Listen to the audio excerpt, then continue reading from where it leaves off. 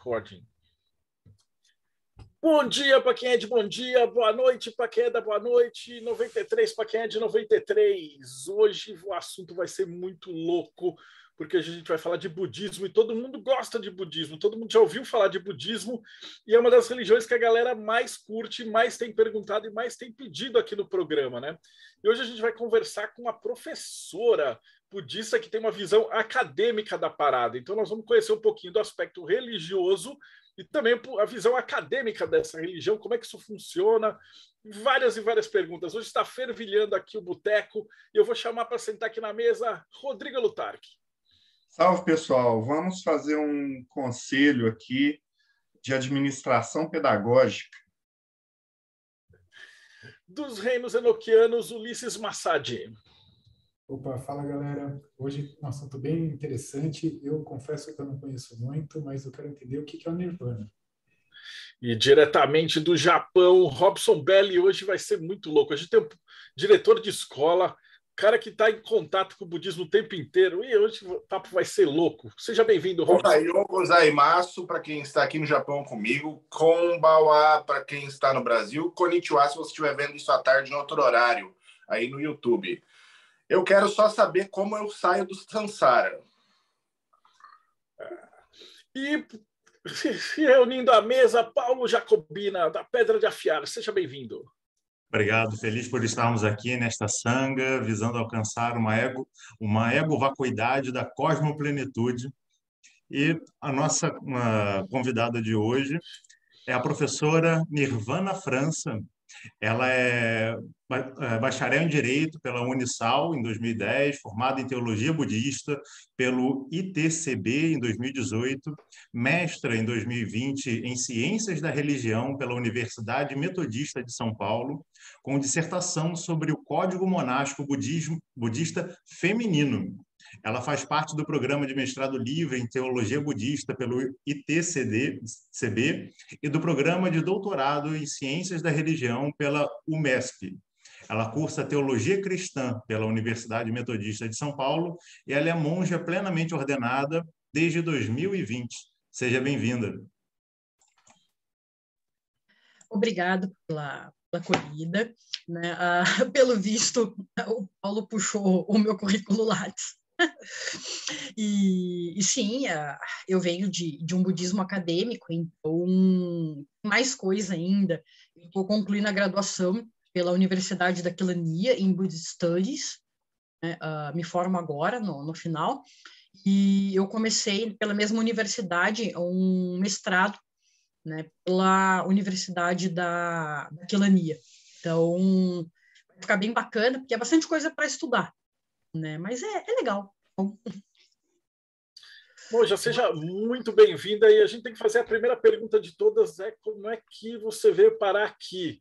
Assim, todo mundo aqui, menos o Robson, que era demonologista já desde criancinha com o capeta, a gente ia na igreja, tinha hóstia, tinha todas essas paradas, e aí a gente foi se desvirtuando, né? Então, para sentar aqui nesse boteco, se a gente pegar a hóstia, hoje pega fogo, né? Como é que foi a sua trajetória? Assim, como é que você chegou no budismo? Por que você escolheu dedicar a tua vida para isso? O que acontece, né? Quando você perguntou como é que eu cheguei aqui, eu já ia responder, eu cheguei aqui no encontro de RPG, lá em São Paulo. Mas não, eu cheguei aqui no budismo que a gente está perguntando. Na verdade, o que acontece? Eu venho de família cristã, né? Fiz primeira comunhão, frequentei a Igreja Católica, e o que acontece? Eu me casei razoavelmente cedo, eu tinha 20 anos de idade, eu fiquei casada por pouco mais de 10 anos, e em um dado momento a relação não ficou mais boa, vamos colocar assim, sem entrar nesses detalhes, né? Meu ex-marido pediu o divórcio, a gente se separou, eu passei por um processo de ressignificação da minha vida, né? Diz o budismo que quando o aluno está pronto, o professor encontra o aluno, sabe? Você tem que estar pronto para encontrar. O que aconteceu? Né? Dentro do budismo, a relação professor-aluno, guru-aluno, guru-tela, é muito importante. eu fazia direito na época. Eu tinha voltado, eu tinha engravidado, então eu tinha suspendido meu curso por um ano. Eu estava voltando para aula. E o que acontece? Né? Aluno, eles têm apego à carteira. Né? A gente senta num lugar, não muda de jeito nenhum. Eu cheguei na outra sala e sentei numa carteira, porque eu não tinha a minha. Era de quem viria a ser meu guru. E aí a gente começou a conversar, começou a bater papo. É curioso, porque, veja, a sala tem 45 lugares. Entendeu? Por que eu fui sentar naquela? Né? Diga, Paula. Na verdade, a gente está lendo lábios. Aproveitando que a gente ainda está nessa fase de primeiro contato ainda, com o seu contato com o budismo, né? A gente sabe que dentro do budismo a gente encontra, em todas as vertentes, um enfoque para alcançar aquilo que em português a gente pode chamar de cosmoplenitude, essa percepção de que nós somos um com o todo, que nós somos o todo em si. E para isso há sempre o trabalho da ego-vacuidade, a gente diminuir o nosso ego para essa percepção do cosmos aumentar cada vez mais.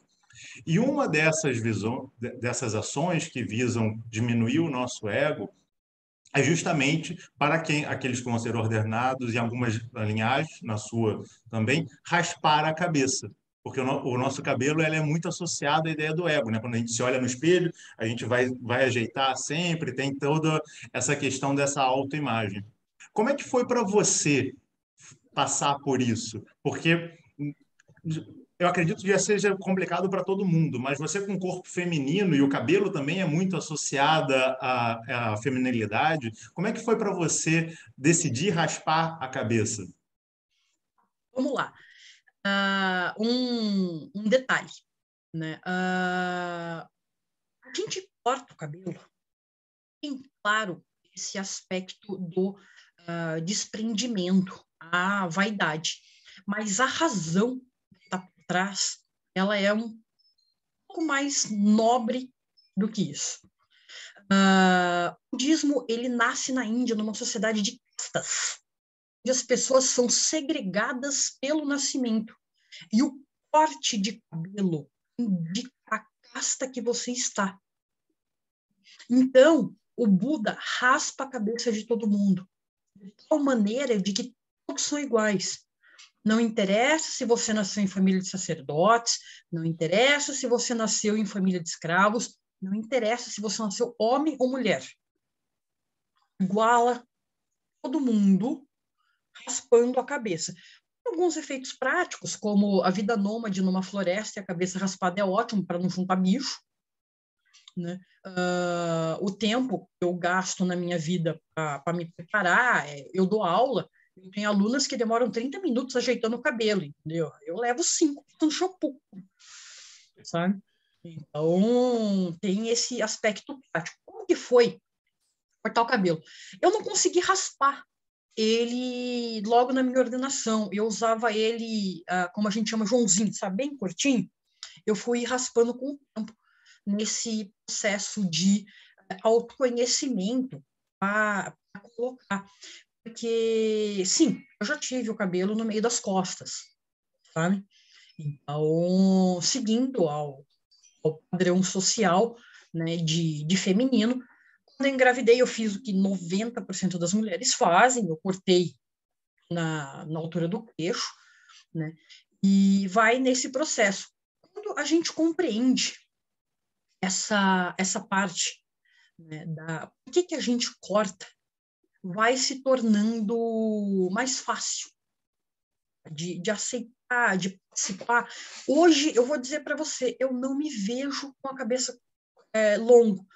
Quando esfria muito, eu costumo deixar ele ficar com um dedinho de altura, porque me dá sinusite, o frio na cabeça, né? Mas não tem problema nenhum, não. Hoje é tranquilo. Não foi assim, não. Teve um processo de conhecimento, de descoberta e de desprendimento. Sabe? De falar, não, vamos deixar ela redondinha aí para colocar, né? Então, em eventos especiais, eu passo gilete ela brilha, fica bacaninha. Entendeu? E Rodrigo? Vou fazer uma pergunta bem básica, porque esse pode ser o primeiro vídeo de muita gente, principalmente de budismo. Então, eu gostaria que você explicasse o que é budismo. Assim, de uma forma básica, depois ampliando a explicação um pouco. O budismo, as pessoas perguntam para mim se o budismo é uma religião, uma filosofia de vida, uma psicologia, né? Eu costumo começar o seguinte: essa questão de dividir religião e filosofia começa com a Reforma Luterana. Tá? Antes disso, não se dividia. O budismo, com seus 2.500 anos, não está nessa divisão, ele está anterior. Ele tem seus aspectos religiosos, tem seus aspectos filosóficos, tem seus aspectos ritualísticos, entendeu? Tem a parte da psicologia, ele tem por quê? Porque na época que ele surge, é o papel da religião regulamentar as diversas áreas da vida. E o budismo?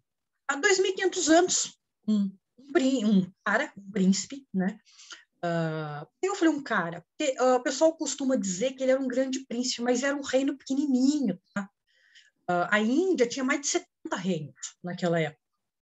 Então, ele era de um reino pequenininho, ele vai ter todo o processo, a gente teria que ter uma live só para isso, que eu demoraria para contar como é que ele chega, mas ele tem uma epifania e fala, cara, eu não posso ficar nesse sofrimento, sabe? Não interessa o que eu pratico, não interessa o que eu faço, eu nasci, eu vou morrer, eu vou envelhecer, eu vou adoecer, eu vou morrer. Não tenho como evitar isso, eu preciso de uma resposta, eu preciso fazer alguma coisa. E aí tem toda a história dessa busca, né, do Siddhartha, ele alcançar com essas respostas. Ele alcança essas respostas e ele parte a ensinar. Então, o primeiro ponto, Buda não é um Deus, não é filho de Deus, nem nada do gênero. O pessoal costuma fazer um paralelo, o Buda é o Deus dos budistas. O ser humano, assim como a gente, falou, chega, foi atrás da resposta. Depois ele passou a ensinar essa resposta. Nos seus 2.500 anos de existência, o budismo ele vai migrando para outros países, então, e quando ele encontra uma cultura, ele sofre um processo de adaptação. Então, o budismo japonês, ele é diferente do chinês, a China é gigantesca em termos de população, então você tem vários budismos lá dentro, vários budismos dentro da Índia, e a gente vai tendo esse progresso. O que aconteceu? A gente tem em comum todas as vertentes budistas o primeiro ensinamento do Buda. Depois cada um vai acabando um recorte, o Buda ensinou por 40 anos, então é coisa pra caramba. O que o Buda ensina? O que é conhecido por 4 nobres verdades. Existe um sofrimento. Esse sofrimento tem uma origem, ele cessa, nem que seja porque você morreu, quando ele acaba. Existe um caminho para a cessação. Esse caminho para a cessação é justamente a doutrina budista, é onde cada um vai escolher como faz o caminho. Por isso que tem essas diferenças. Essa questão, eu sei que tem um sofrimento. Gente, alguns sofrimentos são muito óbvios. Se eu dar uma martelada no dedo, vai doer. Bom, não tem o que discutir. Mas, quando a gente vai para outros, angústia, desespero, lamentação, pânico, depressão, eles não são tão óbvios. Então, quando a gente fala existe um sofrimento, a gente não está indo só na martelada, na gripe, na pandemia. A gente está falando na perda, na frustração de não obter o que deseja, de perder o que conseguiu. A gente está indo... O sofrimento, ele é muito mais amplo, a gente fala. Morar no Brasil já é um sofrimento, né? Já é toda uma fonte de sofrimento. Uhum. Porque tem uma pessoa com eu vou cortar o Paulo e eu tenho que perguntar uma coisa. Você considera sentimentos como amor ou outros sentimentos comuns, mais agradáveis, também como parte desse sofrimento? Sim e não. Vamos lá. O que acontece? A gente tem um sofrimento específico chamado sofrimento da mudança. Então, quando a gente fala amor, que conceito de amor você está usando? É amor de música sertaneja? Aí eu considero sofrimento. Entendeu? Amor genuíno, um amor que liberta, um amor que se doa ao outro, aí não. Entende? Então, quando aquilo caminha para uma libertação, para um estado de paz, ele não é sofrimento. Mas algumas coisas que a gente faz, eles são. Por exemplo, né, ilustrando essa questão da transitoriedade do sofrimento. Pensa assim, a gente foi correr a São Silvestre. Quando a gente terminar de correr, o que a gente mais quer ficar sentado. Sabe? Sentar vai ser uma delícia, vai ser extremamente prazeroso, agradável pra caramba. E a gente vai para o escritório e trabalha alucinadamente, o workaholic, 12 horas sentado, não toma nem água para não ter que ir no banheiro. Quando a gente se levanta, o prazer está em levantar. Então, sentar ou levantar não é prazer ou desprazer, é transitório. Essa aqui é uma questão. Tá? Diga, Paulo. Ele está com a mãozinha, a gente vai estar ignorando a mãozinha dele. Não, a pergunta do Robson foi incrível. E pegando um pouco da pergunta dele para jogar na minha, a gente entende muito a questão, quando a gente vai estudar um pouco mais sobre budismo, que a fonte como você muito bem colocou, a fonte do sofrimento é o apego àquilo que é transitório. Quando a gente tenta transformar em definitivo aquilo que é transitório, isso acaba gerando muito sofrimento dentro da gente. E você comentou sobre o ensinamento básico do Buda, esses 4 pontos, e que daí cada um seguiu um caminho diferente, e a gente vai encontrar uma expressão no sânscrito, né, que é o Dharma, que ela é muito utilizada dentro do budismo, mas de outras fontes também. A gente sabe que o Dharma ele não tem uma tradução literal para o português, mas quando a gente vai estudar um pouco de sânscrito, o radical, a raiz, né, verbal, aquele DHR, traz um significado de ser algo que sustenta alguma coisa, mas cada lugar acaba utilizando de uma forma diferente, por mais que tenha uma certa semelhança ali dentro entre esses caminhos. Dentro da linha que você segue, como é que a ideia do Dharma é abordada, ou ela não é abordada, ou... Veja, se a gente vai para o sânscrito, né, primeira coisa, eu sou uma pessoa muito honesta na prática, e em que pese estudar sânscrito, por causa da graduação na Universidade da Quilania, eu não me considero sânscritista. Tá? Então, quando alguém começa a vir com as declinações, com essas coisas, eu costumo dar uma recuada, porque o que acontece? Eu sou professor de matemática, sabe? Então, você já sabe que quando começa com sujeito oculto, declinação, presente de não sei das... eu fujo. Mas, vamos lá, Dharma, ele tem cerca de 18 traduções possíveis para o português. Tá? No linguajar coloquial, Dharma significa doutrina ou ensinamento. Tá? Então, quando a gente está falando, que a gente usa isso para dar uma diferenciada de outras coisas. Assim. Então, por exemplo, eu vou falar de Nietzsche, de Schopenhauer, então eu estou falando de filosofia. Se eu vou falar do ensinamento do Buda, eu uso a palavra Dharma porque é mais curtinho do que falar o ensinamento do Buda, a doutrina de... A gente simplifica e traz a palavra. Mas Dharma depende de onde você está estudando, por exemplo, né? O ensinamento acadêmico budista ele vai se dividir em 3 grandes blocos, né? Os ensinamentos sobre o código moral, né? O Vinaya. Eu sou professora do código moral Vinaya na nossa instituição. Tem a parte dos sutras, que são os discursos, as meditações, e a parte do Abhidharma, que é a teoria da realidade. a palavra Dharma dentro do Abhidharma, ela vai adquirir, né, outra conotação, né? E aí a gente vai nesses aspectos. Então, é uma coisa que tem bastante disso de ver. O sânscrito, ela é uma língua linda, e o que a gente usa hoje, na verdade, não é exatamente o sânscrito, mas sim o sânscrito híbrido budista. Tá? Porque se a gente for pegar o sânscrito védico, ele vai ter significações diferentes, tá? Para a mesma coisa. Ulisses está com a mãozinha lá, pacientemente esperando a gente. Oi. Nirvana, a minha pergunta é uma pergunta bem de leigo a respeito do budismo. Por exemplo, nas religiões que a maioria das pessoas conhecem, sempre tem figuras, por exemplo, você pega na linha judaico-cristã, existem entidades que são anjos, arcanjos, uma série de coisas. Na Umbanda você tem orixás, tem na religião, acho que no hinduísmo você tem aqueles deuses, aquela série de coisas.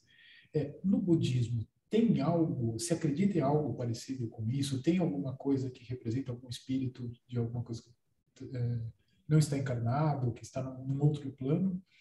E como que é isso? Como funciona isso? Se tem alguma coisa, se você puder explicar para a gente. Vamos lá. A gente, no budismo, né, reinos de existência, vamos colocar assim. Há duas maneiras de interpretar esse reino de existência, depende de como o praticante escolhe.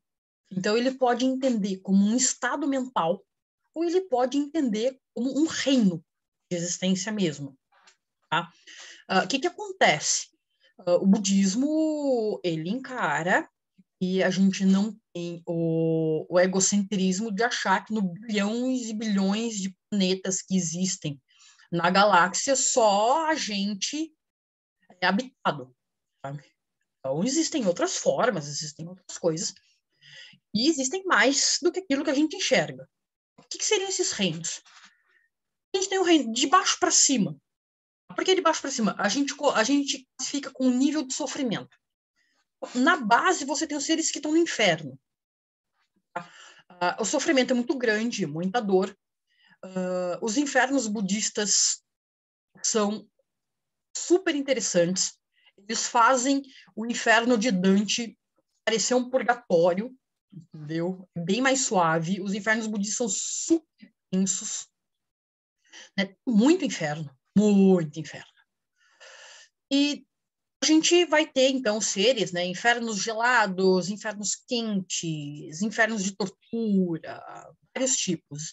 Infernos que de dia é bom e de noite é ruim, sabe? Seres que moram no inferno, isso daí.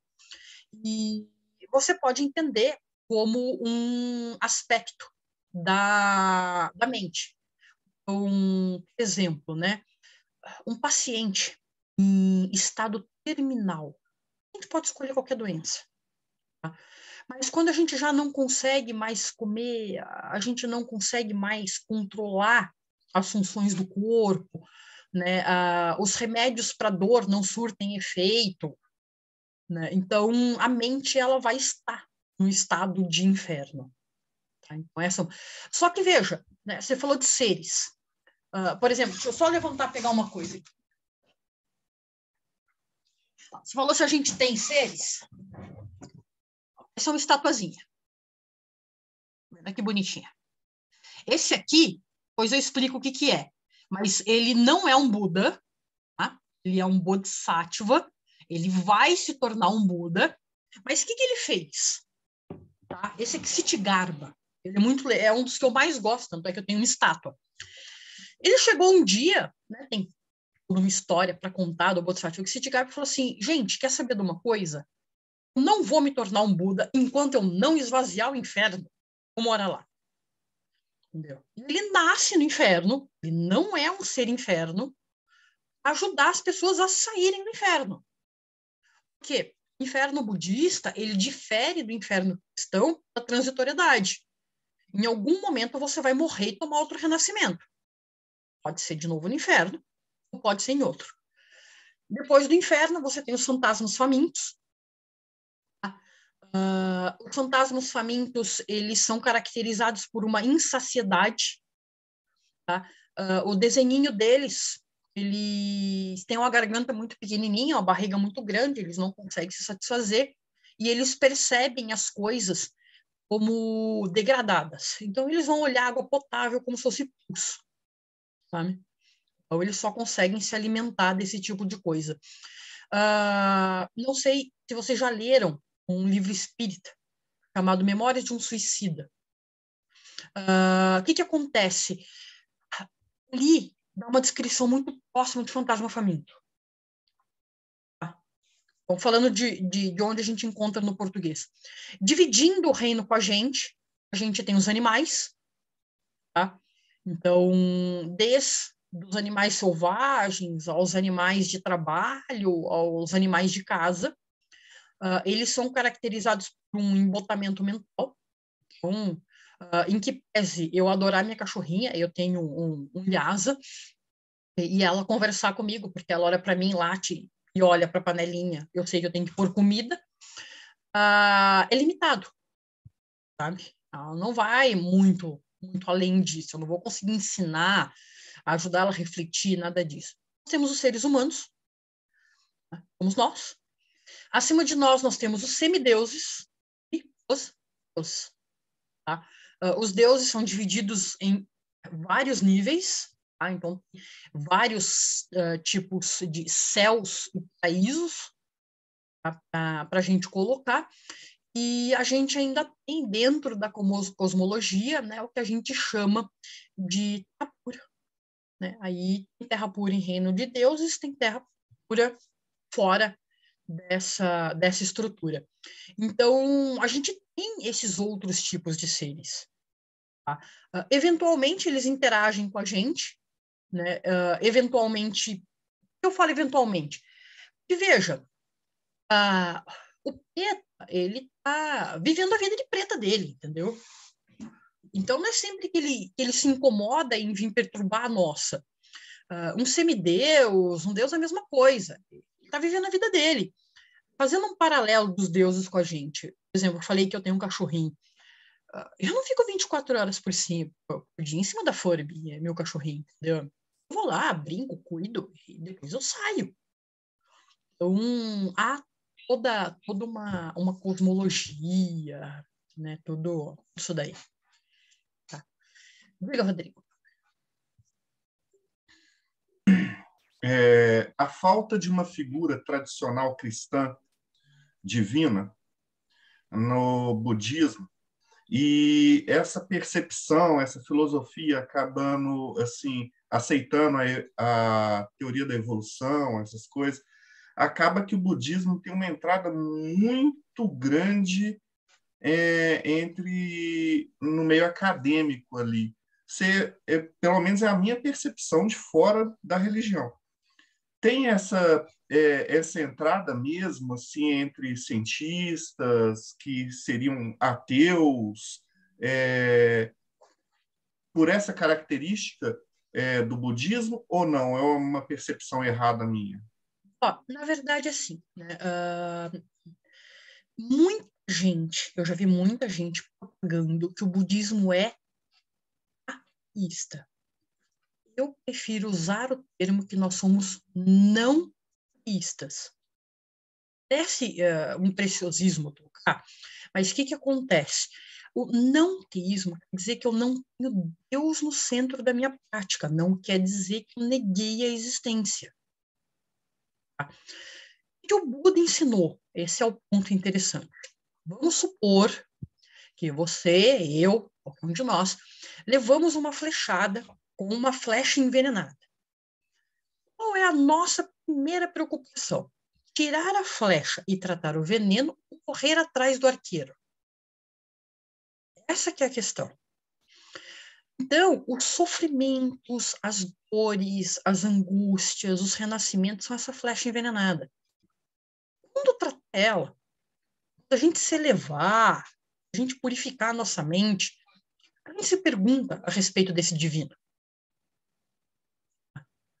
O que o budismo tem essa penetração grande entre os cientistas? O que acontece?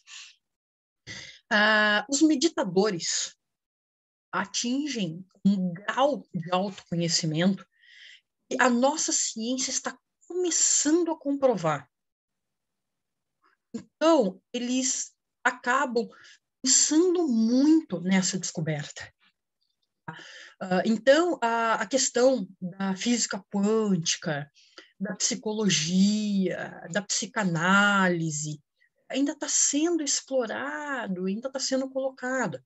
Mas só para ter uma ideia, muito antes da invenção do ultrassom, etc., os meditadores já sabiam que o bebê, quando ele vai se formar, ele começa na massa gelatinosa, que depois ele vai formando, vai tomando consciência, né? A questão de se a mãe consome X ou Y alimento, como que ele sente. A gente está falando disso agora, sabe? Quando eu digo agora, eu estou falando de 50 anos, 100 anos, entendeu? Isso, eu estou falando dessa percepção de meditação, eu me baseio muito num autor chamado Tsongkhapa. Ele é do século XV. Mas isso vai estar, antes dele já tem essa percepção. Então, assim, ó, muito antes de ultrassom, muito antes de raio-x, já tinha. A gente traz para a ciência essa descoberta, porque fala, como é que vocês já sabiam disso? Entendeu? Como é que já fazia? Diga, Paulo. Aproveitar o gancho que você deu sobre meditação, né? No Zen budismo, a gente tem o Zazen, né? que é a postura Zen no cenário, na sua vida, e que muita gente confunde com estar sentado naquele banquinho para fazer apenas uma meditação. A gente tem o entendimento também de que a meditação é uma prática constante, não é só um determinado momento. Mas como é que vocês, na sua linhagem, vocês ensinam a questão da meditação para lidar com a mente do macaco, para fazer com todas essas questões e trazer para o nosso dia a dia também? A meditação, ela é um termo que ela vai abarcar uma quantidade muito grande de subtipos. Por exemplo, né, você tem meditações na respiração, para acalmar a mente, você tem meditações posicionadas num objeto para aumentar ou diminuir a familiaridade com alguma coisa. Existem meditações para controle das energias do corpo. Aí depende, né, de que o praticante está treinando e querendo alcançar naquele momento. Como é que nós ensinamos meditação?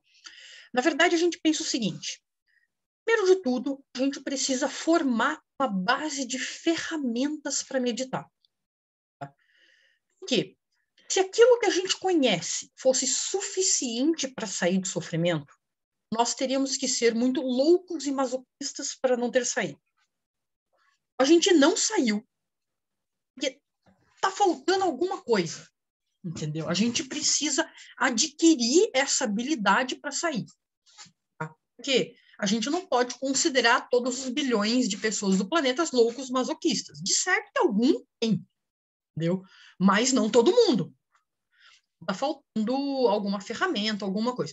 A gente adquire essa ferramenta e então começa a ensinar as técnicas de meditação. Por que eu digo isso? Vou dar um exemplo. Eu chego, por exemplo, e falo, né, Marcelo, você está muito agitado, muito nervosinho aí, as coisas estão pegando, vamos meditar em amor. Senta aí, 10 minutinhos, perna cruzada, sem amor. Tá bom. O Marcelo vai lá, vai sentar para pensar em amor, só que eu não expliquei para ele o que é amor. Deixei ele com os conceitos dele de amor. Vamos supor, né, que o Marcelo estava ouvindo música sertaneja, raiz, de corno, e aí ele vai pensar no amor com aquele sofrimento de perda. Ele vai conseguir pacificar a mente ou ele vai sair mais frustrado e triste? Então, eu tenho que fazer o quê? Primeira coisa, chegar e falar, ó, vamos lá. eu, como budista, entendo por amor, o que você vai aplicar, o que você vai colocar. Eu forneço a base, aí a gente medita em cima. Essa que é a questão. Eu sei que o Marcelo, do jeito dele, não deve escutar sertanejo de jeito nenhum, mas é uma brincadeira nesse sentido, né? Por isso que a gente fala a respeito disso, porque a gente tem que pensar, sabe? Que compaixão. Sabe? Compaixão é sair dando esmola todo mundo na rua. Agora eu vou tocar num ponto que a pessoa vai ficar brava. Eu chego e paro no semáforo. Aí a pessoa vem e fala, senhora, me dá R$1, eu tô com fome. Vou lá, baixo minha janelinha, R$1. Ah, eu fiz a minha bondade. Na minha tradição, você não fez bondade nenhuma. Porque você é responsável pelo ciclo inteiro. Aquele seu R$1 vai virar uma pedra de crack, vai virar um corrote, ele vai virar alguma coisa desse tipo. Isso é virtude? Agora, quando a gente escolhe uma associação de acolhimento, de trabalho, né, aí eu não vou entrar se ela é cristã, se ela é espírita, se ela é sem filiação religiosa, não interessa. E eu contribuo com essa associação, aí a gente está fazendo uma bondade real. Eu estou trabalhando para essa pessoa sair. Então, tem essa questão da responsabilidade. Então, o que eu estou considerando generosidade? Sabe? Essa que é uma questão. O que eu estou usando de... a gente estava falando aqui, né, de usar o sânscrito. A gente usa muita palavra em sânscrito quando a gente está ensinando. Por quê? A romper e criar um novo conceito. Tá? Porque daí eu peço meditar em karuna, compaixão, entendeu? Mas quando eu falo karuna, eu trago um novo conceito do que seria, né? Para a gente trabalhar, para a gente colocar. Esses são paradigmas diferentes para serem colocados. O Rodrigo estava na frente, ele queria falar. Eu vou voltar aqui nas perguntas básicas. É o seguinte. Assim, tá claro que essa é a sua visão, a visão da sua linhagem. Essa é a questão. Linhagem.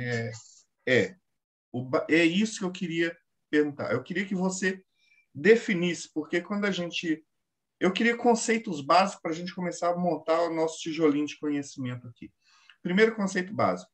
Existem diversas linhagens de budismo e para as pessoas que estão chegando, vamos supor, que tem aquela visão hollywoodiana de budismo, é tudo a mesma coisa. Então, eu queria que você definisse a sua linhagem. Só a sua linhagem. Como que é a sua linhagem? Como que ela está aqui no Brasil? Quais são as doutrinas, etc. Para a gente tentar entender como funciona a sua linhagem. Vamos lá. Eu sou uma monja budista da tradição Gelug, ordenada pelo monastério de Serajei. Tá? Então, essa aqui vem uma característica. Eu sou estudante do budismo antigo indiano. Tá? Então, meus estudos, meus trabalhos, eles se voltam a muitos séculos atrás. Tá? Eu estudo no Instituto Pramana.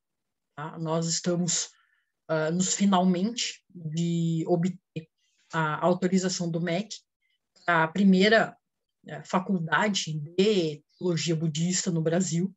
Na verdade, é na América Latina inteira. Tá? Nós não temos esse estudo como cadeira acadêmica na América Latina. E nós vamos fazer todo esse trabalho. Quando a gente fala em budismo, tá? eu às vezes faço paralelo com o cristianismo, porque, veja, no senso, grande parte da nossa população é cristã, conhece um pouco. Mas as diferenças que ocorrem dentro do budismo são tão grandes e acentuadas como acontecem no cristianismo. Tá? Um cristão católico da Opus Dei, ele é muito diferente de um neopentecostal. de uma igreja evangélica, sabe? A gente fala, tudo ensinamento de Cristo. É tudo Bíblia. Mas se você puser os dois juntos, não é. Então, vamos colocar dessa maneira. Quando a gente fala de budismo, acontece isso também. Você tem tradições muito antigas. A tradição Gelug, ela é do século XV, ela não é lá do começo, mas, por exemplo, o meu ordenamento monástico é da tradição Mula Sarvastivada. A tradição Mula Sarvastivada, ela está no tempo do Buda. Tá? Então, a minha linhagem, ela vem vindo de maneira contínua a colocar. Nós temos grupos e as linhagens monásticas são diferentes. Tá? Isso está certo, tá errado? Não cabe a mim julgar. Entendeu? Eu não gosto desse tipo de juízo de valores, porque eu penso que quando as pessoas entram numa determinada busca espiritual, a gente não é latinha de sardinha, fica tudo igualzinho. Sabe? A gente tem essas adaptações. Tem pessoas em uma vocação mais ritualística. Então, elas gostam de rituais, sino, acender incenso, sabe? Fazer orações, recitar mantra. Outras pessoas que gostam de sentar, refletir, debater. Certo? Errado? É caminho individual. Não está certo. Está errado. Esse que é o ponto. Tá? Então, tem toda essa variação. Quando a gente fala, você perguntou qual é a sua tradição. Eu coloco dessa maneira, mas eu não ponho uma representante da tradição de luta. Eu acho isso perigoso quando a gente coloca. Porque ao longo do meu caminho, eu fui desenvolvendo questões da minha pesquisa no âmbito pessoal. Né? Então, por exemplo, vocês contaram o meu currículo acadêmico. Eu faço parte de um grupo de debate de gênero e religião. Então, é claro que essa discussão, né, da mulher, ela vai premiar a minha prática. Ela não quer dizer que ela premie o budismo Gelug, mas ele premia a prática da monja nirvana. Entendeu? Então, essa que é uma questão. Eu tenho receio, às vezes, de falar em nome de uma tradição, porque a tradição Gelug tem o seu representante, que fica na Índia, né, com a diáspora tibetana, e ele pode falar em nome da tradição. Eu falo como praticante, das minhas experiências pessoais, da minha vivência, né? Eu estudo o budismo há quase 15 anos, então eu sou jovem em termos de estudo. Né? Por que eu falo jovem? Porque o Buda ensinou por 40 anos. Se eu estudei por 15, eu não consegui ver tudo que ele ensinou ainda. É complicado eu falar em nome de uma tradição. Aí eu prefiro deixar isso bem claro, porque a gente fala, a monja nirvana falou que o budismo é assim. Não. A minha prática, a minha visão, a forma como eu coloco é dessa maneira. Tá? Não quer dizer que todo budismo é assim ou assado.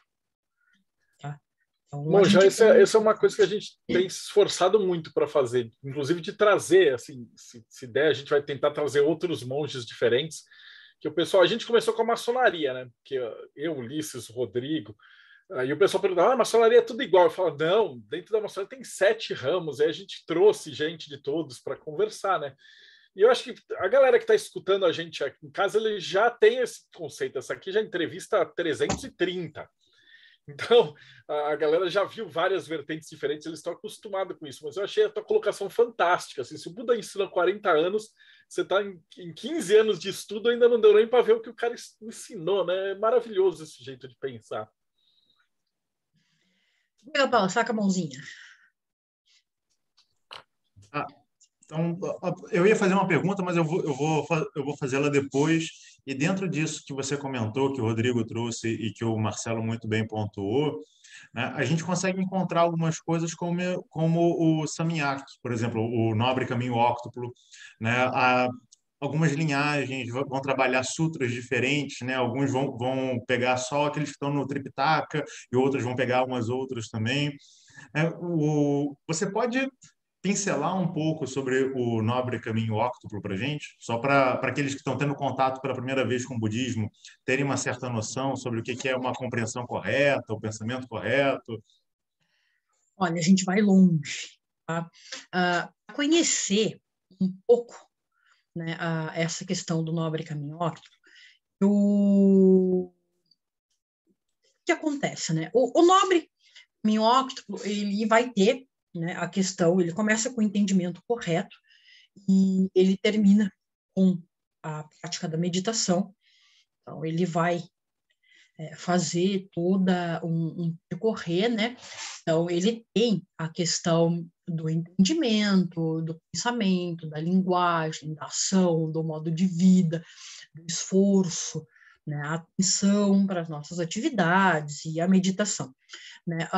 Esse caminho óctuplo, ele é apresentado pelo Buda no seu primeiro discurso, tá? O Dhammacappavattana Sutra, e o Buda, ele vai falar das 4 nobres verdades e, em seguida, ele vai apresentar, tá, esse nobre caminho. O que acontece?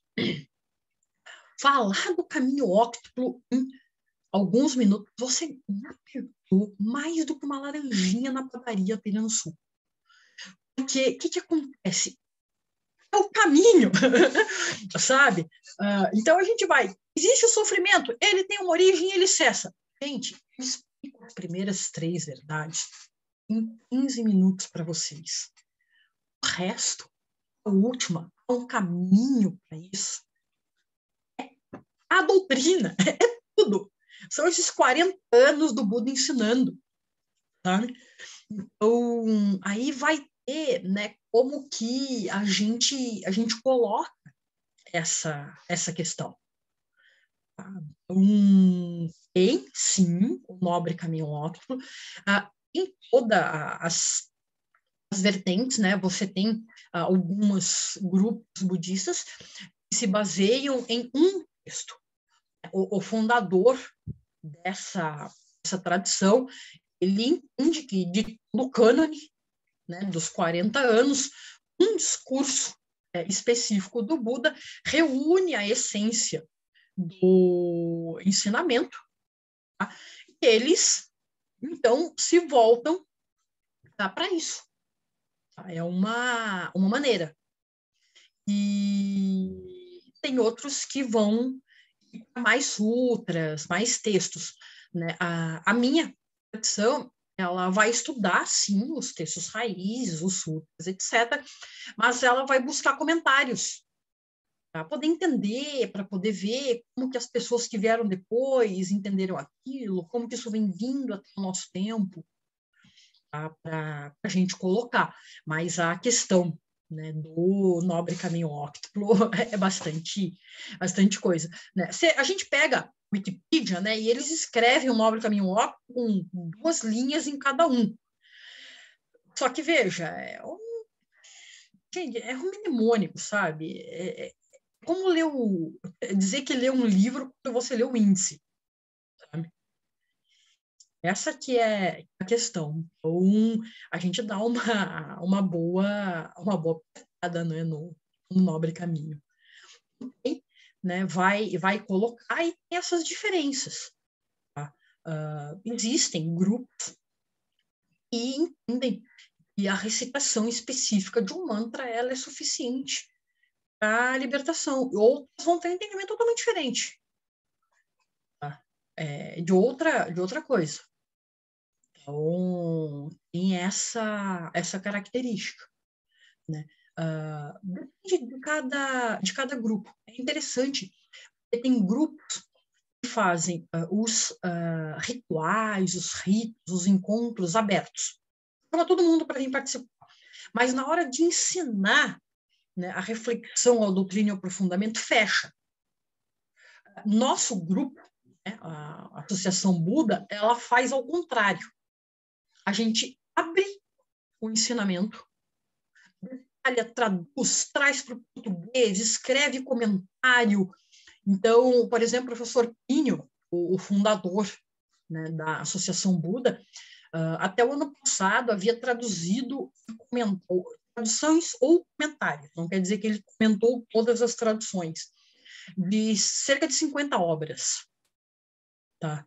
Então, ele é relativamente novo, é a minha idade, e dedica a vida a isso, a trazer para o português. É uma maneira como que a gente coloca. A gente abre o ensinamento e fecha. Ah, Nirvana, você faz sadhana? Faço sadhana. Entendeu? Faz tal coisa? Faço um montão dessas coisas. Só que de maneira privada. O que eu dedico a minha vida não é de conduzir esses ritos, e sim de ensinar. É por isso que a gente tem essa parte do budismo acadêmico, de ir lá e explicar e contar, porque vocês me perguntaram, né? Que é interessante, né? Falar assim, você é uma monja. Bom, alguém tem noção de que um monge homem tem 240 preceitos para seguir uma monja mulher, quase 350? Fora os votos pratimorto, bodhisattva e tântrico. Esses são só os monásticos. Entendeu? Então, essa que é uma questão. Quando a gente vai para as tradições japonesas, esse pacote de votos é diferente. Qual que é? Não sei, eu não tive tempo. Como eu falei, gente, eu sou um bebê em estudo budista. Porque o que é 15 anos? Um Buda ensinando 40. Então, eu estou conhecendo a minha tradição. Não deu tempo ainda de eu explorar as outras, como a japonesa. Conheço um pouquinho. O monge japonês casa. Né? Nós não, somos celibatários. Mas na profundidade das diferenças, aí eu não consigo. Ulisses. Vamos lá. Então, até pegando um pouco dessa linha, né, que nós estamos falando de estudos, né? Então, eu vejo que no budismo a gente tem uma dedicação de estudo muito grande, a quantidade de conteúdo, e eu vejo que a evolução tanto no estudo quanto do lado de práticos, né, que nós falamos de meditação e uma série de outras coisas que eu imagino que vocês fazem. A minha questão é o seguinte, na minha pergunta anterior eu tinha falado se tinha uma hierarquia de seres, alguma coisa assim, e você descreveu. O praticante de budismo, à medida que ele evolui, ele vai se tornando, como você disse, um semideus, depois um deus, depois um bodhisattva, ou ele é simplesmente um humano que está um pouco mais iluminado, alguma coisa nessa linha? Vamos lá. O renascimento humano, apesar dele não estar no topo, é o melhor renascimento para sair do samsara, onde a gente tem o melhor equilíbrio de oportunidades para cair fora. Por quê? Se a gente está sofrendo muito, não tem espaço mental para a gente praticar e sair. Tá? Morrendo de dor, sendo queimado, esmagado, você não vai conseguir sair. Do outro lado, se alguém querer sair, não percebe que está preso, por que você vai sair? Você tem tudo de bom, todos os prazeres, tudo bonito, tudo agradável, tudo com fartura. Entendeu? Alguém sai de casa, tipo, vamos supor, né? Eu tô aqui no meu quarto, né? Por que eu vou sair de dentro se eu puser um ar-condicionado, uma pessoa para trazer uma comida super saborosa e legal para mim, deixar tudo organizado? Por que eu vou sair?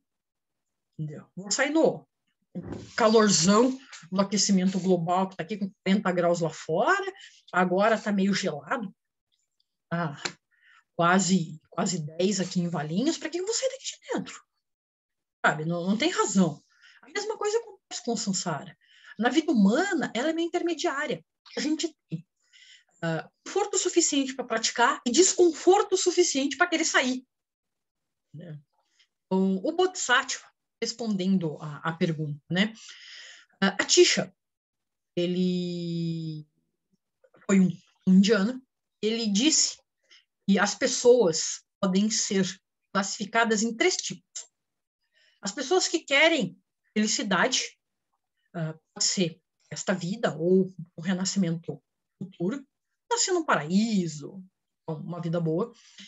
As pessoas que percebem que há um sofrimento, e elas querem cair fora desse sofrimento, o segundo escopo. E as pessoas que percebem o sofrimento, querem cair fora, mas elas querem levar as outras pessoas para fora junto. Elas não querem fazer isso sozinhas. Esses são os famosos bodhisattvas. Tá? Então, tem essa questão de colocar. Certo ou errado? Objetivo individual. Tá? Não está certo. Não está errado. Vamos colocar. Né? Eu venho de uma tradição mahayana. A tradição Gelug é uma tradição mahayana. É uma tradição bodhisattva. Então, a pessoa vai dizer, você recrimina as tradições que não são bodhisattvas, como, por exemplo, a tradição Theravada, é tipicamente, né, do segundo escopo. Eu acho um a menos que eu tenho que me preocupar com a tirar do samsara, entendeu? É outra colocação. Ele não me ajuda, mas ele também não me atrapalha. Então, tá ótimo. Um a menos para eu me preocupar. A pessoa vai evoluindo, a pessoa vai colocando, sim, bodhisattvas têm níveis. Desde os primeiros até são 10 níveis, do primeiro ao sétimo. Se você der mancada, você volta para trás. Tá? Então, não existe a espiral ascendente. O pessoal faz muito paralelo com o espiritismo quando fala do budismo. Né? O budismo não tem espiral ascendente, é um círculo. Deu mancada, volta para trás. Tá? Quando você chega no oitavo solo, acontece um rompimento. Tá? E você não regride mais. Né? Oitavo, nono e décimo só para frente. Então, tem essa questão. Então, bodhisattvas têm níveis. Como é que você sabe em que nível está um bodhisattva? Essa é a parte mais legal, você não sabe. Porque a gente só consegue olhar o nível da gente abaixo. Quem está para cima, eles aparecem acima. A gente não consegue dizer quão para cima, sabe? Então, tá um dedo para cima, 1 quilômetro para cima, a gente não sabe. Mesmo porque muitos bodhisattvas reconhecidos como bodhisattvas costumam esconder o que eles são. Né? Em uma palestra do Dalai Lama, né, aquele figura diz assim, eu sou só um monge budista. Nossa, se ele é só um monge budista, eu não sou nada. Entendeu? Então, essa é uma questão, entendeu? Ele é reconhecido como Avalokitesvara, né, um dos grandes Budas, e ele, quando vai se referir a ele, fala, eu sou só um simples monge. Né? Então, a tradição vai colocar ele em outra posição. Mas quando ele fala, não. E é comum a galera dar uma escondida, sabe? Pra colocar. Então, mas eu sou comum mesmo, tá? Eu brinco, fico com raiva, reclamo. Então, tem essa característica. Diga, Rodrigo. Eu tentei evitar puxar o assunto, mas você deu o gancho. A universidade, a faculdade, vamos falar assim, que você está criando. Aqui no Brasil, você tem muita burocracia. Não querendo defender a burocracia, mas existe um motivo para ela existir, que é as pessoas que querem tirar proveito. E aí criam faculdade aí de fachada, de repente tem 1 milhão de advogados que não sabem nada, e aquele monte de coisa. Então, aí o Brasil cria essa burocracia horrorosa para poder tentar filtrar e barrar esse pessoal que está querendo... É esperto, eu não queria falar que é pouco iluminado, mas tá bom. Faculdades predatórias. Aí eu queria que você contasse um pouco dessa sua experiência em fazer essa faculdade, qual a proposta dela? Como a pessoa vai poder chegar lá, estudar e etc., e qual a tradição que vai seguir, e falar um pouco dessa parte. Vamos lá. O Instituto Pramana, né, que é a nossa faculdade, ele ele não está alinhado a uma linhagem, vamos colocar assim. Porque qual que é a ideia? A nossa ideia é que o Brasil, como um país, ele é deficiente na formação acadêmica de seus professores e estudantes e monges, a colocar. Tá? Então, algumas coisas são comuns a todas as tradições. Tá? Os 3 cestos de ensinamento, né, o estudo dos sutras, conhecer os códigos. Você conhecer o código dos monges não te torna monge. Tá? É ser investido como monge e viver a vida de monge que te torna um monge. Tá? Mas é legal conhecer, saber o que está acontecendo, o que você está fazendo, como funciona. Sabe? Então, no nosso curso, a ideia, o Instituto Pramana, a gente tem, isso é uma das coisas que a gente mais tem orgulho, porque estou junto à equipe que está batalhando por esse MEC, tá? Então, eu estou nos ajustes finais, mas, gente, parece reforma de casa. Tá? Para você construir a parede é 2 minutos. Mas quando você começa a parafusar tudo na parede, parece que não acaba as tomadas da casa. E a gente está na mesma coisa, sabe? Então, está naqueles ajustes finais, mas demora um tempinho para fazer. E a gente tem gente que já estuda conosco. Eu tenho já há vários anos, né? Como um curso livre. Qual que é a diferença? A diferença é que eu não tenho o selo do MEC. Se você chegar e fazer, eu posso prestar o concurso de servidor X e exige diploma de curso superior? Não, é um curso livre. Quando eu conseguir a entrada no MEC, ele vai ganhar o carimbo, né, do órgão e você vai poder. Mas até agora não, é um curso livre. Então vai aprender. Nós temos monges de várias tradições estudando com a gente. Isso é uma das coisas também mais legais que tem. No nosso corpo docente, eu tenho alunos espíritas ateus, bandistas, a galera com uma espiritualidade própria. O nosso IBGE iria dizer que eles são não declarados, não definidos, entendeu? Não tem pessoas com dupla pertença. Isso é uma coisa muito curiosa, tá? O brasileiro tem a mania de esconder a dupla pertença. Tá? O que é isso? O cara toca a campainha para fazer o IBGE aqui em casa. Pois não. Qual é a religião? Católico. Entendeu? O que acontece? Se vocês me acompanharem pelo meu Instagram, etc., vocês vão ver na missa. Tá? Participando, fazendo leitura, contribuindo com atividade, tudo isso daí. E você vai olhar e falar assim, mas você é uma monja budista? Sim. Ele não falou de Deus. Ele não negou. Ele não deixou de negar. Entendeu? Ele deixou para mim escolher. E assumir a dupla pertença é uma coisa rara no Brasil. É uma coisa muito curiosa, porque eu conheço várias religiões, eu não vou citar por uma questão de ética, e a pessoa participa do grupo X e Y, mas vai batizar o filho na católica. Participa de mas vai casar não sei na onde. Na hora que vai fazer uma declaração, a gente tem uma subnotificação das religiões, porque eu casei na católica, eu sou católico.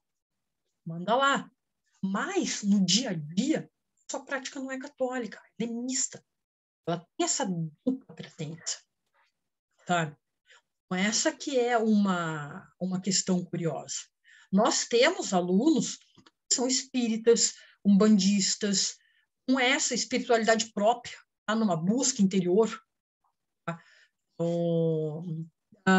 Curiosamente, não tem um aluno que se autodeclara mago, mas eu sei que ele pratica e faz, mas ele não se declara. né? Então, a gente tem aluno que veio da maçonaria, tem aluno que participa, tá, da maçonaria, tem tudo isso daí. Nós não temos alunos Jedi, entendeu? Não temos, isso é uma pena. Eu adoraria ter um sabre de luz. Você sabe que a roupa tradicional de um monge ela é bem Jedi, né? Eu acho mó legal. Então, mas se vocês veem, né, eu não estou usando, eu estou usando uma outra. O que acontece? Nosso grupo fez uma roupa mais adequada à nossa cultura. Tá? Então, para não ficar muito agressivo e gerar uma barreira.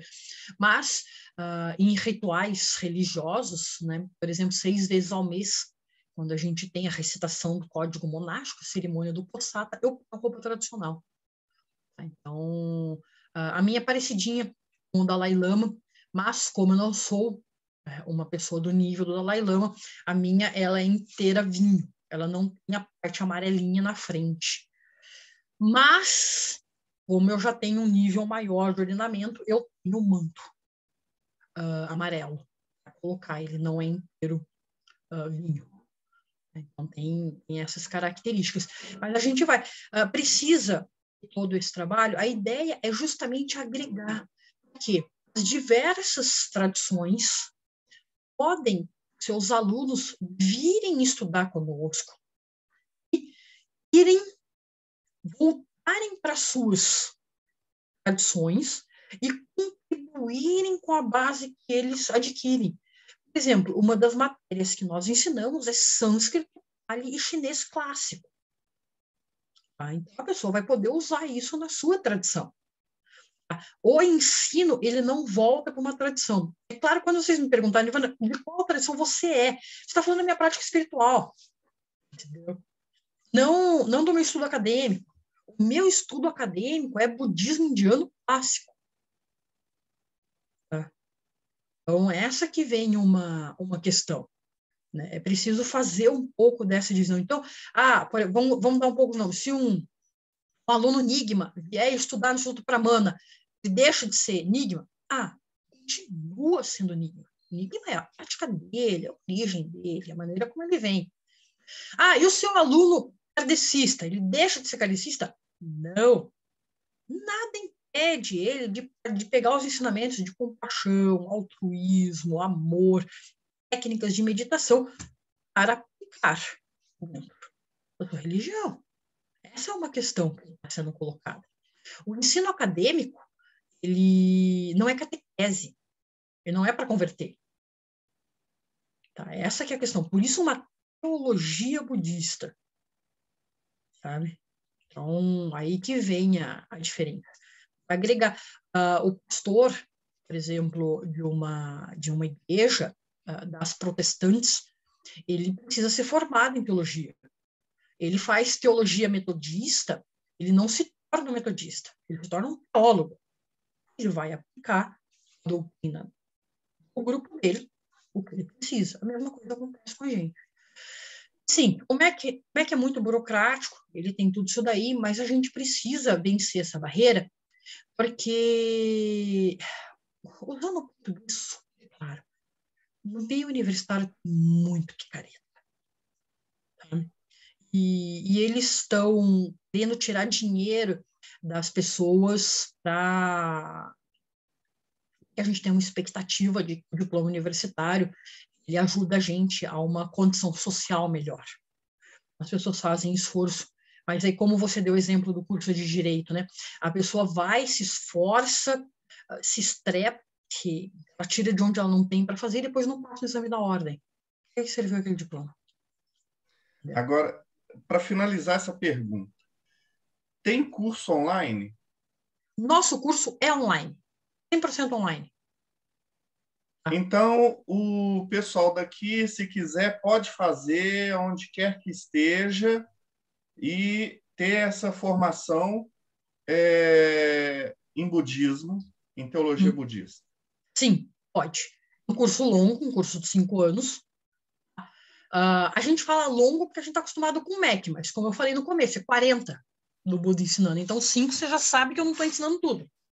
Eu estou ensinando uma diretriz para depois a pessoa continuar suas pesquisas pessoais.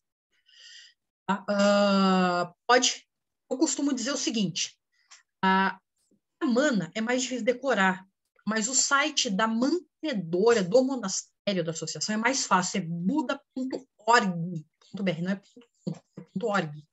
Lá dentro tem o link para a faculdade. É mais fácil de encontrar. Pode ir, qualquer um. Pode. Eu sou um mago, eu posso participar? Pode. Mas eu sou... O Marcelo falou que alguém era do Capetinha, eu não lembro qual. Eu posso ser satanista, bandista, wicca. Gente, tem tantas espiritualidades no mundo que não dá para eu citar, entendeu? Então, posso ser? Pode. Posso pôr maçã de novo? Pode também, entendeu? Isso é da espiritualidade de cada um. O pessoal fica com medo que eles falam que tem choque de egrégora, mas é uma idiotice isso aí. Não tem choque, porque o que acontece? O acadêmico não tem choque. O que vai acontecer é que eu vou te respeitar e não vou te convidar para o meu rito religioso, entendeu? É claro que se você falar um dia para mim, monge, mas eu queria conhecer, posso participar, aí é diferente. Mas eu não vou te forçar a participar, porque não tem esse caráter de conversão. Entendeu? Eu não quero chegar e demonizar e dizer que tal coisa é do mal, é do bem, entendeu? Não. Sem essa colocação. Porque o estudo acadêmico ele tem essa base. Sabe? Vamos estudar o que é a realidade, entendeu? No Abhidharma. Como que os diversos pensadores colocaram, como que eles fizeram, como que a matéria se forma, sabe? Isso daí, depois você vai fazer a dobra da sua prática. Essa que é a questão. Não tem choque porque tem esse respeito. Tá? Então, se eu começar... Porque, gente, é super falta de respeito com o outro. Vocês me convidam, alguém aí, vamos participar de X coisa.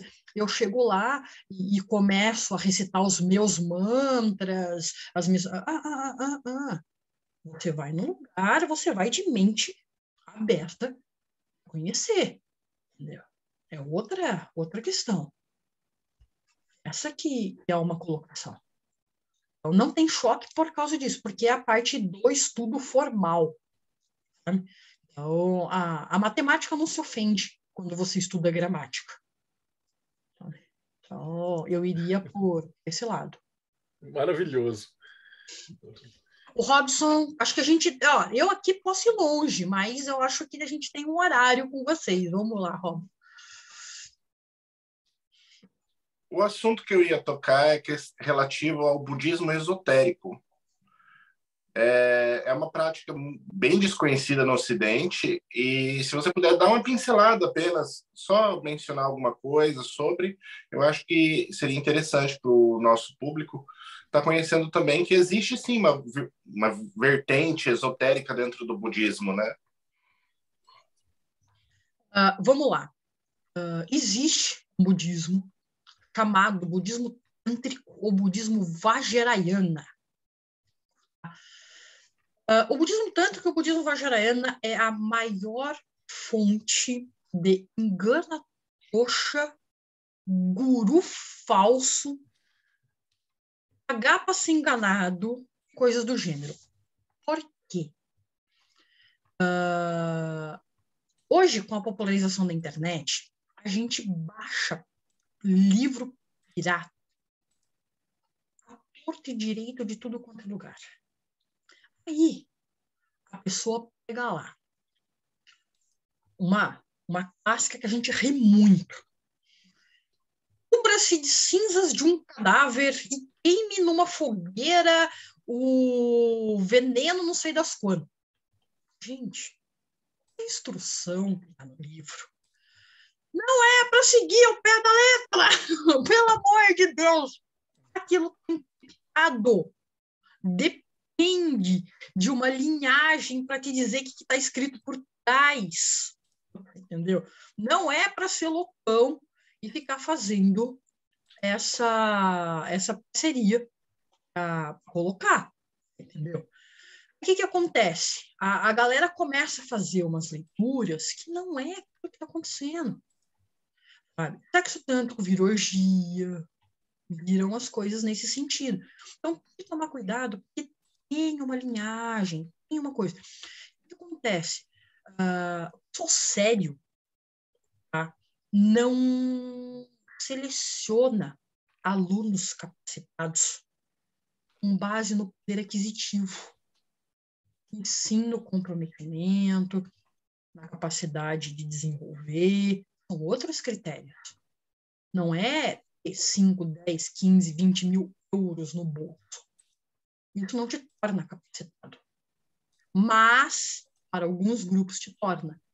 E há um mercado vender isso. Então, existe um budismo tântrico? Existe. Na Índia, existe até universidade tântrica. Tá? Você cursa primeiro o curso de formação de budismo e depois você vai para a universidade estudar isso. Então, todos os alunos que vão, só uma pequena parcela. Fazendo não é uma pós-graduação, como é o nosso, mas vale o paralelo. Todo mundo que faz graduação vai para o mestrado? Não. Todo mundo que vai para o mestrado vai para o doutorado? Não. Mesma coisa. Todo mundo que estuda budismo vai para o tantra? A gente começou descrevendo que a gente não era latinha de sardinha. Diversas linhagens, diversos grupos, diversas tradições. O tantra é uma delas. Qual é o problema? Achar gente séria. Como que a gente acha gente séria? Aí vem uma coisa.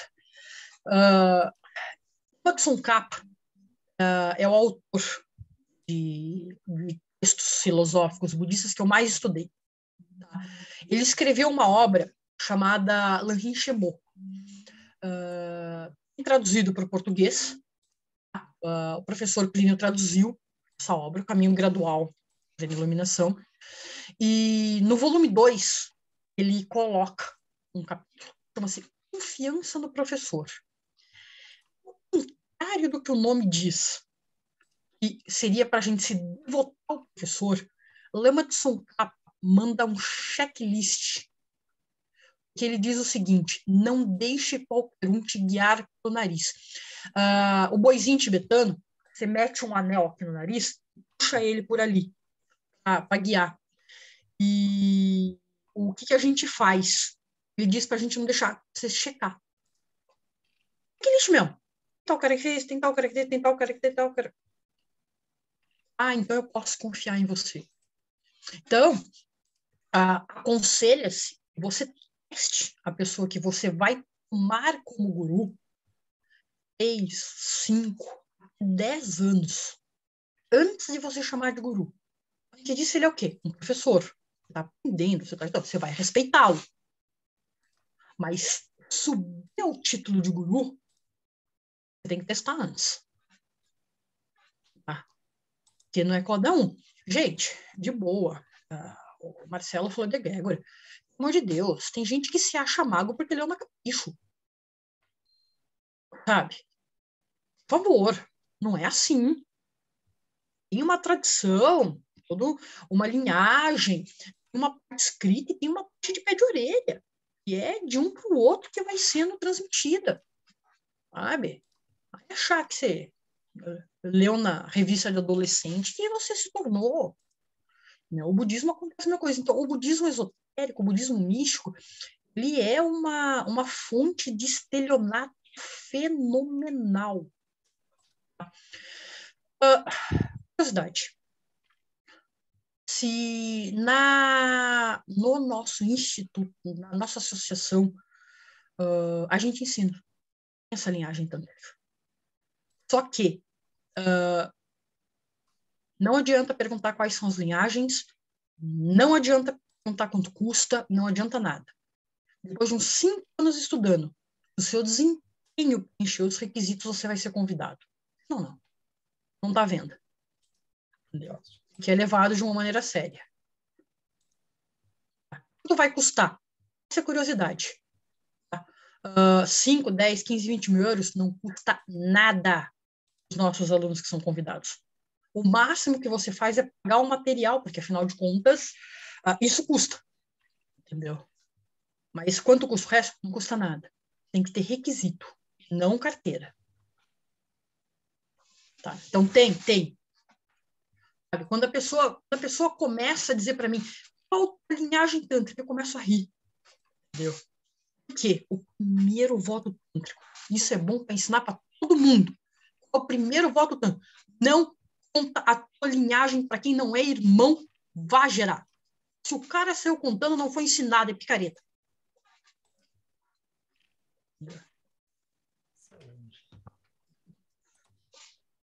Diga. Sensacional. Nós vemos aí também que até mesmo dentro do budismo existem os picaretas. Existe. Gente, infelizmente, picareta existe no campo. O budismo não entra fora deles. Sabe? Sem tampar o sol com a peneira, gente. Tem escândalo sexual, escândalo de estelionato. Entendeu? Você vai jogar no lixo toda a tradição porque você tem uma outra maçã podre? Não, né? Sabe? Mas tem. Eu vou mentir? Entendeu? Não, mas tá aí certinho. A pessoa... A gente procura aqui fazer um guia, então uma das coisas que a gente tem muito cuidado de chamar o pessoal, faz curadoria, antes de entrevistar, que é para dar uma base, né? Então, tipo assim, falar, o que eu faço para não cair numa roubada? O que eu faço? Quais são os livros bons para começar? Então, a gente dá essa base. Obviamente que não vai ensinar o que é, como você falou, 5 anos é para você entrar e falar, comecei. E aí, esse que é o caminho sério. Acho que praticamente todo mundo que a gente convida a falar a mesma coisa nesse sentido, né? Que o estudo é muito legal. Mas uma coisa bacana desse do budismo é que tem tanta vertente, você fala assim, pô, eu tô casado, então eu tenho uma vertente. Aí depois eu me separo, falo, agora eu vou ficar celibatário. Aí você entra numa outra vertente. Então, isso é muito legal.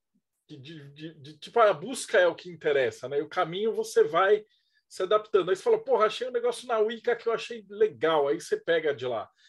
Mas agora, sei lá, no Islã tem uma coisa que é bacana. Aí você vai juntando. E no final é mais ou menos o que a gente faz aqui no Mayhem, né? A gente apresenta todas as opções para a galera, cada um ter a sua decisão, né? Você repara que a gente está aqui. Hoje está faltando, aliás, ficou faltando a Bárbara com certeza ia pedir, eu vou fazer essa pergunta por ela para você falar um pouquinho dessa tua parte do feminismo dentro do budismo. Porque depois ela vai assistir, ela vai dar bronca na gente. Então, se você puder falar um pouquinho só desse teu trabalho com o feminismo. O meu trabalho com o feminismo, ele vem do seguinte. Eu botei o dedo numa ferida porque eu fui dizer que um texto canônico sofreu corrupção. Tá? Porque, e vocês vão ler muito nisso na internet, uma teoria de que o Buda não queria ordenar as mulheres, que ele não gostava das mulheres, que o renascimento feminino é um problema. E aí, o que acontece? A minha dissertação de mestrado, ela vai vir a promover uma desconstrução para apresentar os indícios. Porque, por que eu uso a palavra indício? Gente, é 2.500 anos, eu não tenho como dizer, mas eu tenho como levantar suspeita e mostrar onde ela está, de que o texto sofreu alterações. Tá? O que acontece? Gente, o monge copista era homem. Você acha que ele vai 2.500 anos? Gente, telefone sem fio. Eu conto uma palavra para um, conta para outro, conta para outro. Por que nunca fez essa coisa na escola? Chega outra palavra no outro ponto. Você acha que no copiado à mão, antes da pinça de Rutherford, isso acontecia? Não vai tendo. Como é que a gente acha corrupção no texto budista? Por exemplo, tem um texto que coloca assim, o Buda ensinou isso em 5 partes. Você vai contar, tem 4. Entendeu? Sumiu uma. Entendeu? Acontece. E a gente vai tendo esses indícios. Como é que eu fiz isso? Eu peguei que se o Buda disse X em tal texto, é incontroverso que ele disse aquilo, ele não pode ter dito o que ele disse, ele estaria se desmentindo. Eu mostro que o Buda não discriminou as mulheres. Tá? E essa é uma característica. Segundo, que existem, o pessoal não gosta de contar, fica escondendo, mas existem mulheres que alcançaram a plena iluminação e se tornaram Budas. Tá? A primeira, a mãe do próprio Buda, a madrasta dele. Tá? Ela faz isso. Tem uma Buda bem comum, o pessoal conhece a Buda Tara, você procurar na internet vai achar um monte. São 21. E tem verde, tem vermelha, as cores, não é que ela é um alienígena verdinho, tá? Tem a ver com as caras, a gente pinta daquela cor, porque a cor vai remeter a uma habilidade que a gente reflete na maneira como a gente percebe. E é uma mulher, né? A princesa Janana Chandra, e ela estava servindo os monges, né? Fazendo oferta. Viu um monge homem, diz para ela, olha, faça muitas preces para na próxima vida você nascer como um homem, porque você vai atingir o completo despertar rapidamente todo o mérito que você está reunindo. Claro, tu vai contar isso de uma maneira política. Mas, na versão resumida da Nirvana, ela manda um bananão para ele e fala, vou fazer isso com mulher. Ela consegue um professor que vai ensinar. E ela faz uma coisa super legal. Ela faz mais rápido que todos os homens. Ela faz em uma vida. É considerada veloz e a heroína. Porque ela não só fez isso, como levou outras 20 com ela. Por isso são 21 pares. Tá? Então, tem o feminismo, o feminino no budismo. Tem Budas mulheres, tem textos para colocar, antologias de poemas que contam a vida dessas mulheres. É claro que a gente vai achar muita coisa de homem. Porque, gente, é o mundo. O patriarcado aí, com seus tentáculos, abraçando tudo, entendeu? Mas fala para Bárbara, Marcelo, e a gente reúne um dia e bota vocês tudo no mute, faz uma egrégora só da mulherada. E aí a gente vai contar cada um desses aspectos do feminino no budismo. Mas tem, a minha esposa vai te chamar para ir bater um papo lá no Espelho de Circe, com certeza. Eu só quis perguntar para não deixar batido aqui. Ela e o Thales hoje não estão, porque acho que tem uma cerimônia telêmica hoje, alguma coisa assim, eles não iam poder estar aqui hoje. Tem a Jéssica também, ela estava com Covid. Então hoje a gente está um pouquinho desfalcado, infelizmente, das mulheres, mas não tem problema, aí você volta.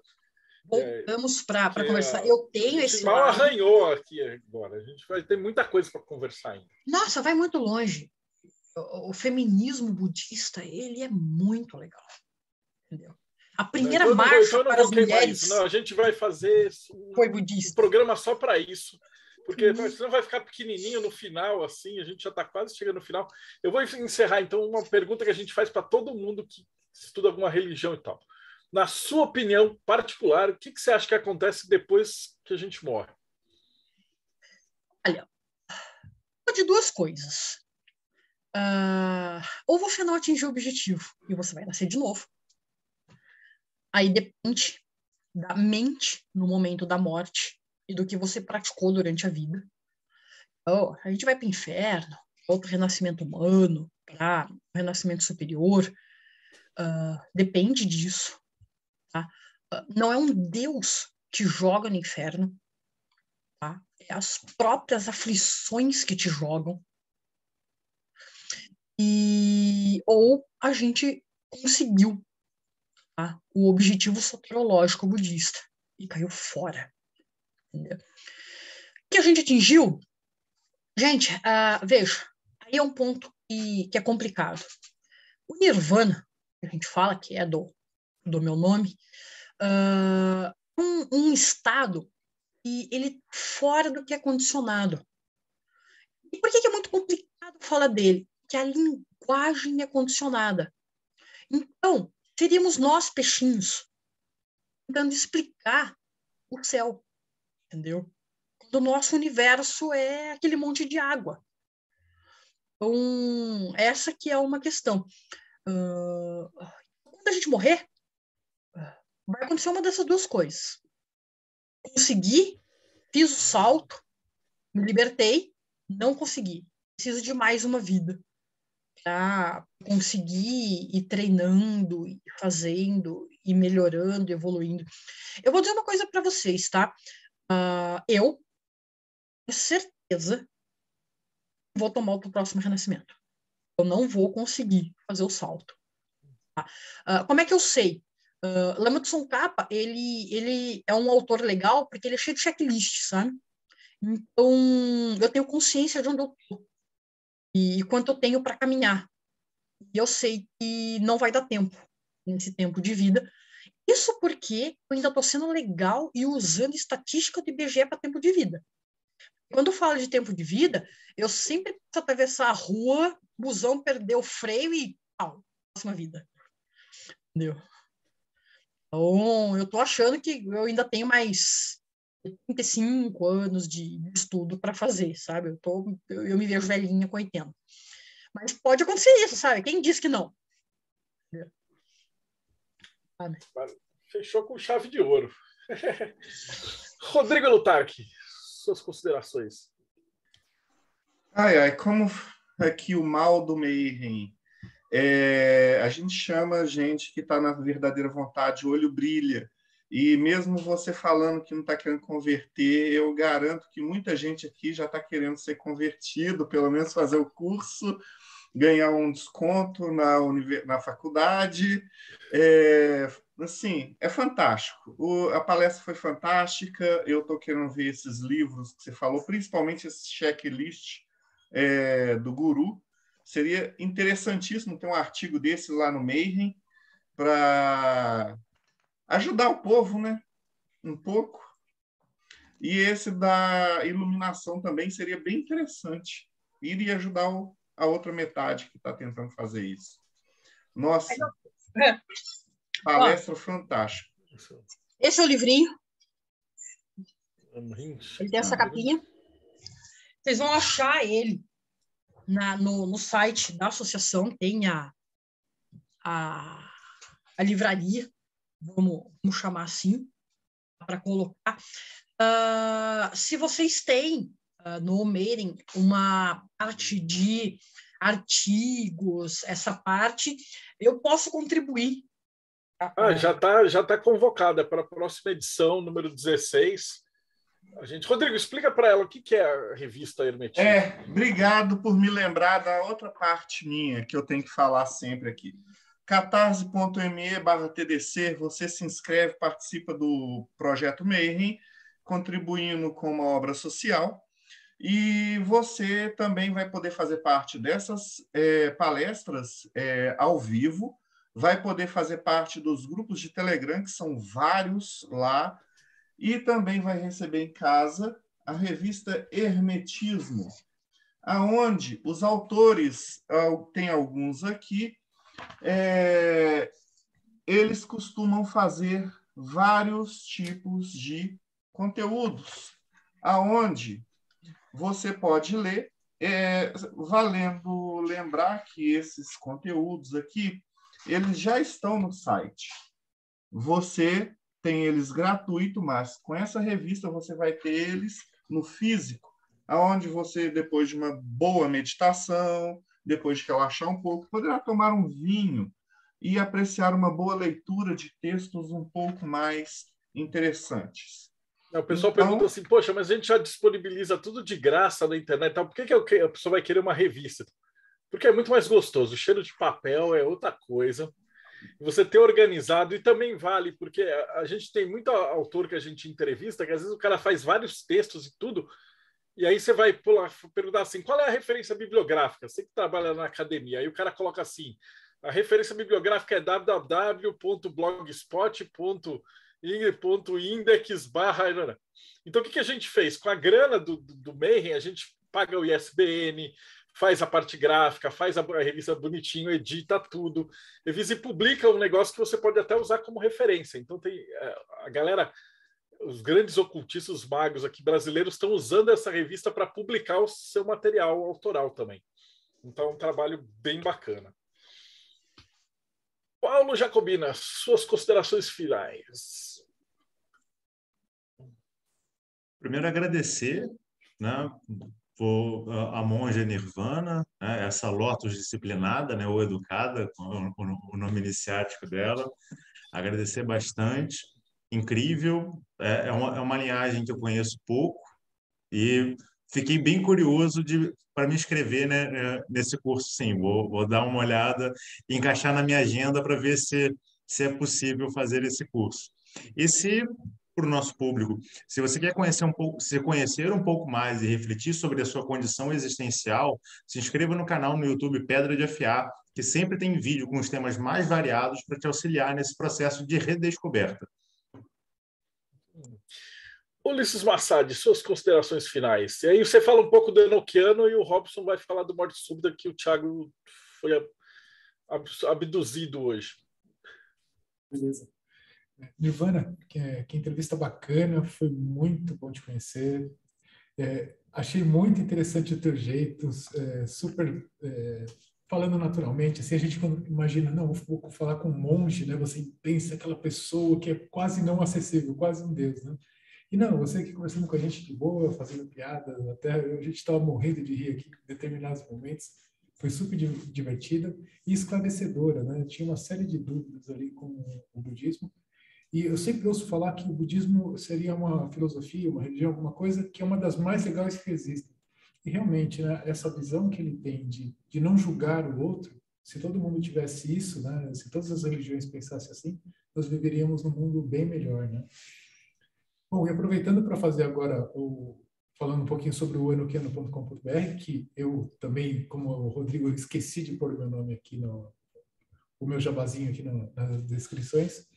Mas é um site que tem lá um grupo de pessoas, o Robson comanda lá com mais uma galera, que para quem quiser, quem tiver interesse no tema, entra lá, é só acessar o site. Lá no site tem, se eu não me engano, um link para um grupo de WhatsApp, um grupo do Telegram, e lá você vai encontrar um monte de pessoas, material já pronto para quem quiser começar e aprender.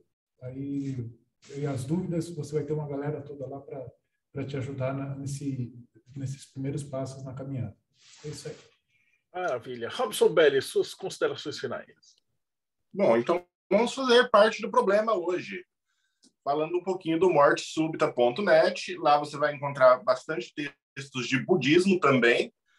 Vai ter na seção chamada Yoga Fire e também na seção Ásia Oculta, né? Então, quem quiser conhecer um pouquinho mais desse lado mais esotérico e não picareta, pode acessar lá e ler alguns textos, né, sobre essa questão do budismo esotérico e conhecer um pouco mais através desse link mortesubita.net. Maravilha. Monja, eu te agradeço, foi sensacional. Só repete de novo, como é que a gente te acha? Eu vou colocar depois aqui, vai estar na descrição, mas às vezes isso vai para podcast também, então se puder falar. Na verdade, assim, me achar simples, porque as minhas mídias sociais vai estar Nirvana França. Tá? E é meu nome e sobrenome. Só curiosidade, Nirvana mesmo, tá? Então, na minha dissertação de mestrado, em tudo vocês vão achar Nirvana. Curiosamente, no Lattes tem umas 17 Nirvanas, então não tem só eu. Tem Nirvana França, o meu nome é mais comprido que isso.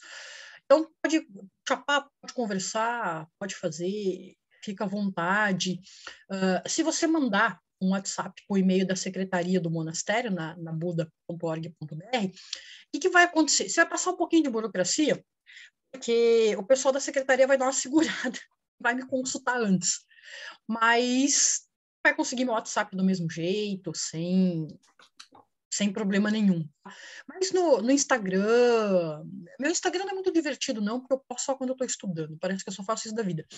E aí tem essa questão, para me encontrar, para colocar e para fazer. E eu sou uma pessoa aberta, tá? Então, se a gente tiver um encontro, né, plural, para a gente estar junto, um curso, fica à vontade para convidar, tá? Não sendo muito longe o deslocamento, não tem problema, a gente participa, tá? E a gente conversa. Algumas limitações, eu não bebo nada, tá?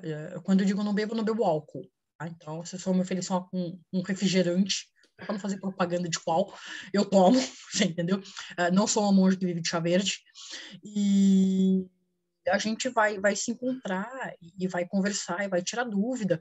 Então, quer saber, quer falar, entendeu? Outros grupos quiser para a gente bater um papo, podemos fazer. Tanto gravando ou não gravando, a gente vai achando um tempo. Tá? Essa é uma questão, eu acho que vale a pena conversar.